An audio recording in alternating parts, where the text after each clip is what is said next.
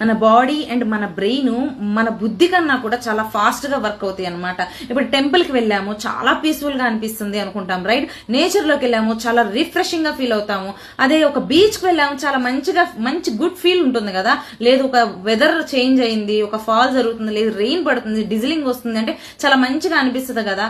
So మన అంటే మనం ఇలా అవ్వాలి, ఇలా ఫీల్ అవ్వాలి అని మనం అనుకోము. మన బాడీ, మన బ్రెయిన్ అనేది అలా రియాక్ట్ అవుతుంది అనమాట. సో అలానే ట్రేడింగ్ చేసేటప్పుడు కూడా మనం చాలా కామ్ గా, పీస్ఫుల్ గా, పేషెన్సీగా, చాలా డిసిప్లైన్ గా ఉండాలన్నమాట. కానీ చాలా స్ట్రెస్ గా, యాంగ్జైటీగా ఫీల్ అయిపోతూ ఉంటారు, పానిక్ అయిపోతూ ఉంటారు. ఎందుకు అంటే మన బ్రెయిన్, బాడీ మనకంటే ముందే రియాక్ట్ అవుతుంది అనమాట.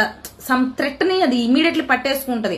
ఓకే, ఏదో జరుగుతుంది, లాస్ అవుతారు, మీరు చేస్తుంది రాంగ్, పోతుంది అని చెప్పి మిమ్మల్ని ఎక్కడెక్కడ అలర్ట్ చేసేది ఇంకా ఎక్కువైపోయి పానిక్, స్ట్రెస్ గా ఫీల్ అవుతారు. ఎందుకు? మీకు క్లారిటీ లేదు కదా. ఎందుకు ఎంట్రీ తీసుకుంటున్నాం, ఎందుకు ఎగ్జిట్ అవుతున్నాము, అసలు ఎందుకు అవ్వాలి, ఈ ఎంతకు లాస్ కి నేను రెడీ ఉన్నాను, ఓకే ఇక్కడ ఎంట్రీ తీసుకున్నా, ఈ లాస్ కి నేను రెడీ, మార్కెట్ డీటెయిల్ మళ్ళీ రివర్స్ నేను చూసుకుంటాను అనే ఒక స్ట్రాటజీ ఉండదు కదా.